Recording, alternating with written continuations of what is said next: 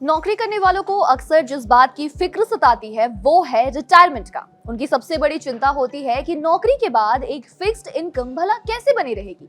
तो बस आपकी इसी चिंता को दूर करने के लिए लाखों कर्मचारियों के लिए राहत भरी खबर सामने आई है। आपको बता दें कि कर्मचारी भविष्य निधि संगठन यानी कि employee provident fund organisation EPFO के तहत तय वेतन सीमा में बदलाव की तैयारी है। ऐसे में अगर ये प्रस्ताव लागू होता है तो इससे न सिर्फ ज्यादा कर्मचारियों को ईपीएफओ का दायरा मिलेगा, बल्कि हर महीने ज्यादा कंट्रीब्यूशन के चलते रिटायरमेंट कॉर्पस भी मोटा हो सकता है। मतलब साफ है, नौकरी के बाद की जिंदगी को लेकर जो फिक्र थी उस पर अब कुछ हद तक ब्रेक लगने वाला है। तो क्या है पूरी खबर, समझते हैं आसान भाषा में।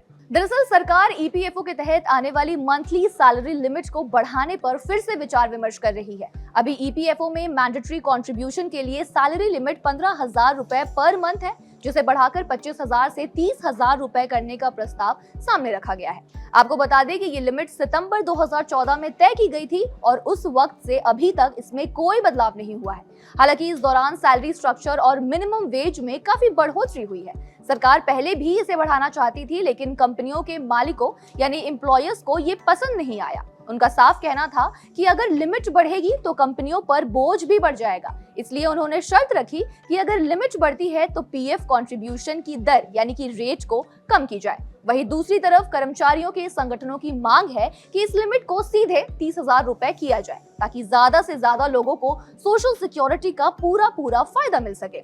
इस मामले में सुप्रीम कोर्ट की एंट्री हुई और फिर कोर्ट ने श्रम मंत्रालय को यह आदेश दिया है कि अगले 4 महीनों के भीतर इस वेतन सीमा की एनालिसिस करे और जल्द इस पर फैसला ले, जिसके बाद ये मुद्दा अब फिर से चर्चा का विषय बन गया है। ये प्रस्ताव भी ऐसे वक्त पर आया है जब देश में नए लेबर कोड भी आने वाले हैं। इसके लागू होते ही आपकी सैलरी का कम से कम 50% हिस्सा बेसिक सैलरी के तौर पर दिखाना जरूरी होगा, जिससे आपके पीएफ और ग्रेच्युटी में और भी बड़ा बदलाव देखने को मिल सकता है। आज के शहरी सैलरी स्ट्रक्चर को देखते हुए 18,000 से 25,000 कमाने वाले कई एंट्री लेवल कर्मचारी ईपीएफ के दायरे से बाहर है। मौजूदा नियमों के तहत 15,000 से ज्यादा कमाने वाले कर्मचारी ईपीएफ से बाहर निकल सकते हैं और एम्प्लॉयर्स कानूनी तौर पर उन्हें शामिल करने के लिए बाध्य नहीं है।